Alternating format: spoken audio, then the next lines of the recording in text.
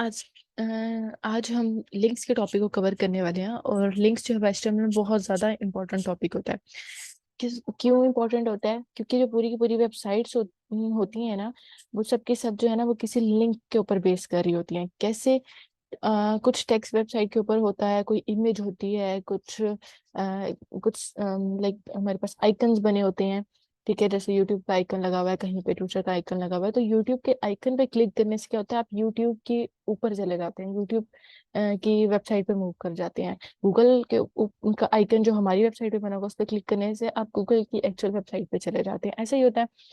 तो तो जो बहुत सारे लिंक्स जो है ना, वो एक वेबसाइट के अंदर यूज होते हैं। अब वो लिंक्स जो हैं, वो पैराग्राफ के बैकएंड पे भी यूज हो सकते हैं। जैसे थोड़ा सा टेक्स्ट लिखा होता है, ठीक है, हम अब अपनी वेबसाइट पे सारा टेक्स्ट नहीं सामने डिस्प्ले करा देते हैं। ठीक है, ये सारे पेजेस जो है ना, ये बैकएंड पे होते हैं।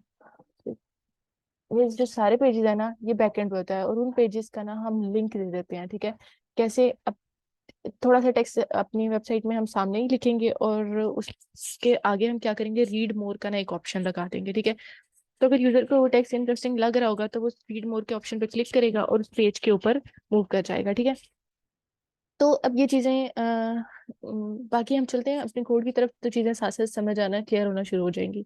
ठीक है, तो उसके अलावा ना एक चीज आप ये समझ लें कि जो लिंक्स है ना, वो हम दो तरह से लगा सकते हैं। वैसे तो तीन तरह से होता है, फिलहाल हम दो तरह से समझेंगे। CSS में जाके हम थर्ड टाइप पढ़ेंगे। ठीक है, जो फर्स्ट तरीका है ना, वो है इंटरनल लिंक्स का। ठीक है, इंटरनल में हमारे पास जो अपनी ये फाइल्स पड़ी हुई है ना, जो हमने पहले कोई फाइल्स बना के अपने पास रखी हुई है, जैसे हमने पहले HR के टैग पे काम किया था, जैसे हमने कोटेशन के टैग पे किया, पैराग्राफ, हेडिंग्स, ये हमने फाइल्स बना के रखी हुई है, HTML फाइल हमारे पास पड़ी हुई है, तो उनका लिंक दे सकते हैं। ठीक है, और एक्सटर्नल में क्या करते हैं, हम गूगल की वेबसाइट का लिंक दे सकते हैं, हम यूट्यूब की वेबसाइट का लिंक देते हैं, किसी और वेबसाइट का लिंक दे सकते हैं। ठीक है, तो चलें स्टार्ट करते हैं। पहले तो हम लिख लेते हैं HTML5 का बेसिक, HTML5, ताकि हमारे पास बेसिक कोड आ जाए। ठीक है, मेटा की टैग हमारे लिए एक्स्ट्रा, इसको हटा दिया। टाइटल हम रेलिवेंट दे लेते हैं। टाइटल हमारा क्या होगा यहाँ पे, लिंक। ठीक है, लिंक से रिलेटेड काम करिए तो लिंक हम यहाँ पे लिख देते हैं। ये इफेक्ट नहीं करता, आप जो भी लिखते हैं इट्स ओके। ठीक है, अब यहाँ पे हमें क्या करना है, बॉडी के अंदर लिंक को यूज करने के लिए या एम्बेड करने के लिए हम AHREF का टैग देते हैं। ठीक है, AHREF, और ये ए जो है ना, बेसिकली हम इसको ए एंकर टैग कहते हैं, ए को ना। तो जो ए है ना, उसका क्लोजिंग टैग भी होता है। तो ओपनिंग टैग, क्लोजिंग टैग। अब इन दोनों टैग्स के बीच में हमारा वो टेक्स्ट आता है, जिस पे क्लिक करने से यूजर नेक्स्ट पेज पे मूव करेगा। ठीक है, जैसे अब मैं यहाँ क्या टेक्स्ट लिखूं, ऐसे कह सकते हैं कि फिलहाल ना हम किसी पैराग्राफ के ऊपर अप्लाई करते हैं। ठीक है, लॉरम, लॉरम, एंड देन आप पैराग्राफ यहाँ नहीं देंगे, आप पैराग्राफ देंगे ए के टैग से पहले। ठीक है, लॉरम, लॉरम, देन आप इस ए के जो टैग है ना, इसके अंदर क्या देंगे, रीड मोर। ठीक है, अगर यूजर कोई दो बेसिक पैराग्राफ्स पढ़ के लग रहा है कि उसको ये पूरा आर्टिक पूरी जो इन्फॉर्मेशन है, टेक्स्ट है, आर्टिकल है, पूरा टेक्स्ट है, जो इसकी डिटेल है वो पढ़नी चाहिए। ठीक है, तो वो इस पे चला जाएगा रीड मोर पे क्लिक करके। ठीक है, अब हम आउटपुट में देखते हैं ये किस तरह से हमारे पास डिस्प्ले होगा। तो रिफ्रेश करते हैं। ठीक है, अब ये मेरा पूरा पैराग्राफ हो गया। पैराग्राफ को थोड़ा सा ना हम क्या करते हैं, अलाइन कर लेते हैं। इसको पी के टैग के अंदर रखें, हमने हमेशा इसको पी के टैग के अंदर रखना है। ठीक है, मैंने पहले भी बताया था कि पी के टैग से बाहर आपने, टैग से बाहर कोई चीज भी नहीं लिखनी। ठीक है, तो पी का टैग, अब इसको हम क्या कर लेते हैं,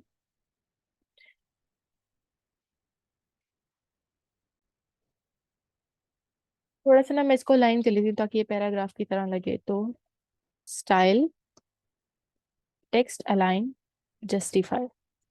ठीक है, अभी थोड़ा सा ना प्रॉपर एक पैराग्राफ की तरह हमें लगेगा। ठीक है, तो ये यूजर ने पढ़ा, इसको यूजर को इंटरेस्टिंग लगा, तो वो ये रीड मोर पे क्लिक करेगा और वो किसी लिंक पे चला जाएगा। ठीक है, वो किस लिंक पे जाएगा, फिलहाल तो किसी पे नहीं, इसी पे ही वापस आ रहा है, इसी पेज पे वापस आ रहा है। आपको नजर आ रहा होगा कि जाता है और रिफ्रेश होकर वापस इसी पेज पे आ जाता है। ठीक है, क्यों? क्योंकि यहाँ हमने कोई लिंक तो बताया नहीं कि किस लिंक पे जाना है। जस्ट रीड मोर जो है, ये ए के अंदर देने से लिंक तो बन गया, बट ये लिंक जाएगा किस पेज पे वो हमने नहीं बताया। ठीक है, तो यहाँ पे मुझे लिंक देना पड़ेगा, तो मैं वो लिंक दे देती हूँ पी का, ठीक है, p.html, कोई भी फाइल मेरे पास पहले से p.html पड़ी हुई थी, मैंने उस फाइल का लिंक दे दिया, ठीक है। अब देखते हैं, मैं रीड मोड पे क्लिक करूंगी तो ये मुझे उस फाइल पे ले आया, ठीक है।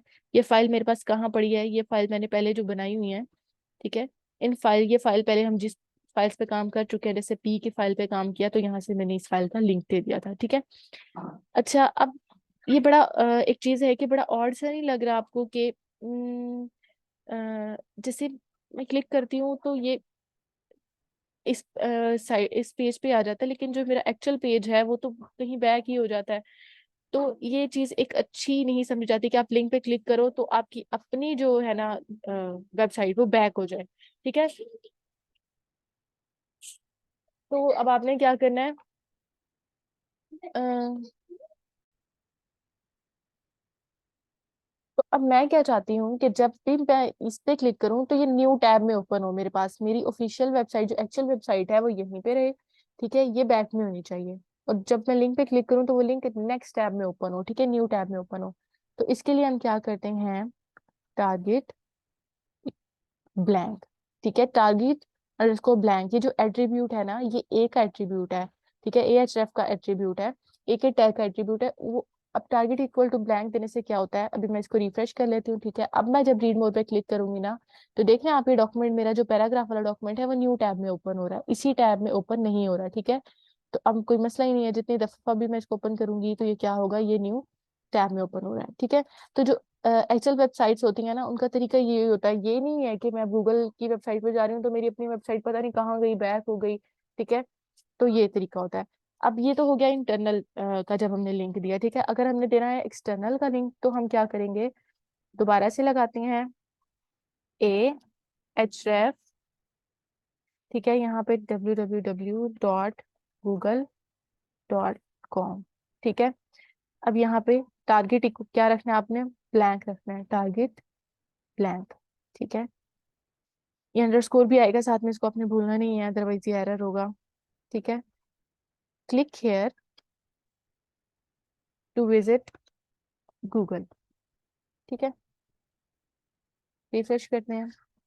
अब यहाँ पे देख रहे हैं आप, दोनों ए जो हैं उनके बीच में आ, कोई भी आपको स्पेस नजर नहीं आ रही, तो यहाँ आप बीआर का टैग यूज कर सकते हैं। बीआर का टैग ऑलरेडी हम पढ़ चुके हैं कि किस पर्पज के लिए यूज होता है।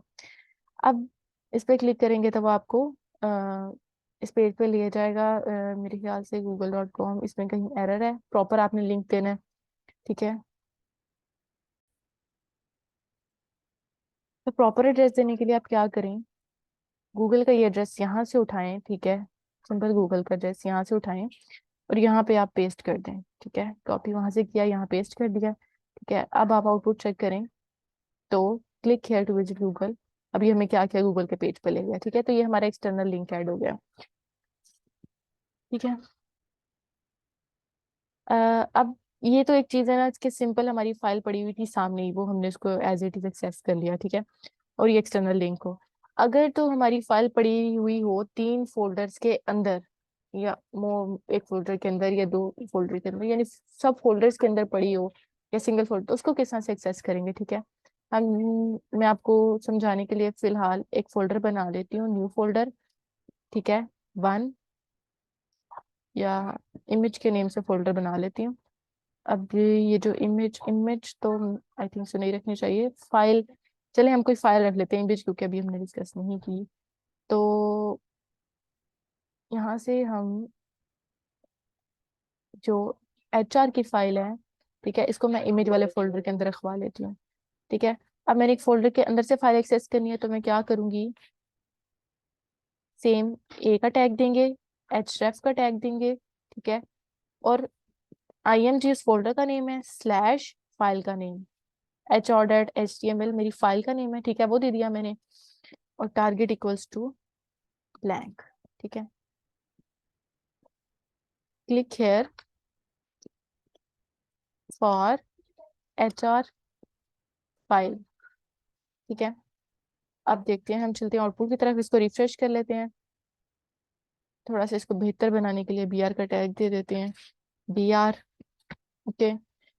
देन हम इसको रिफ्रेश करते हैं। अब click here for HR file, तो ये मेरी HR फाइल ओपन हो गई। HR फाइल हमने कहाँ से एक्सेस की, मेरे पास ये फाइल बाहर नहीं पड़ी हुई थी, फोल्डर, उसके अंदर वो फाइल पड़ी हुई थी, ठीक है, जिसको हमने एक्सेस किया।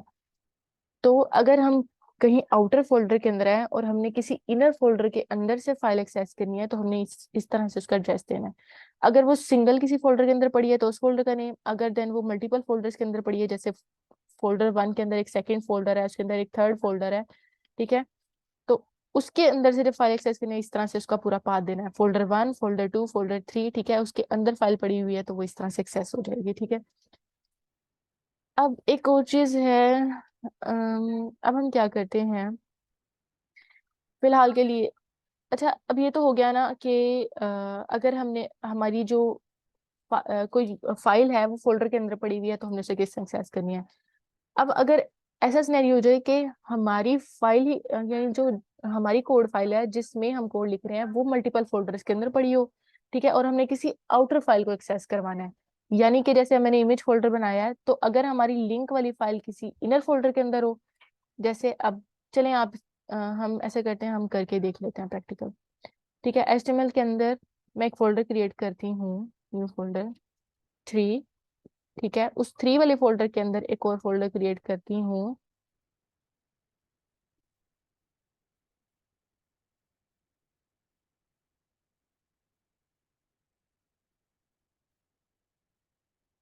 2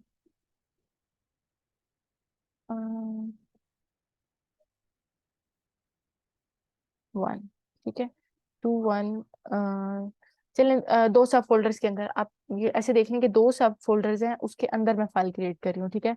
यहाँ पे न्यू फाइल क्रिएट कर लेते हैं, लिंक, अब हम लिंक इनर लिंक कर लेते हैं, इनर डॉट HTML, ठीक है। अब यहाँ पे क्या है कि दो फोल्डर्स के अंदर मेरी फाइल पड़ी हुई है, ठीक है, HTML, HTML5, मेटा के टैग्स आप हटा दें, ठीक है, ए href। अब ये मेरी इनर फाइल है, इनर दो फोल्डर्स के अंदर पड़ी हुई है, ठीक है।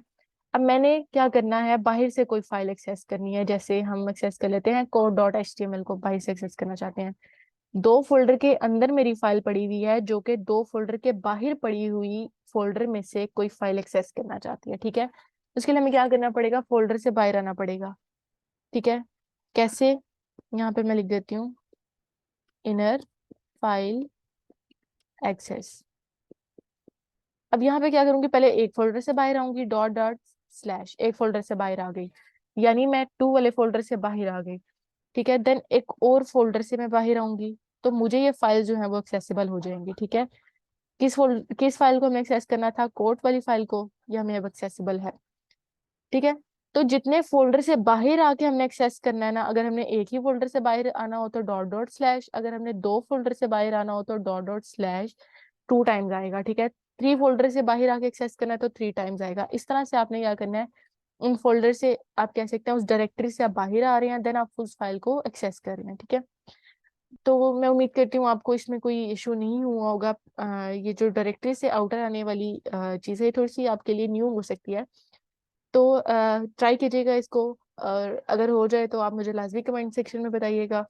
अगर वीडियो इन्फॉर्मेटिव लगी हो तो आप इसको अपने फ्रेंड्स के साथ शेयर कर सकते हैं, और सब्सक्राइब करके बेल आइकन को दबा दें ताकि जो नेक्स्ट आने वाली वीडियो है उसका नोटिफिकेशन आपको टाइम में मिल जाए, ठीक है। Thank you.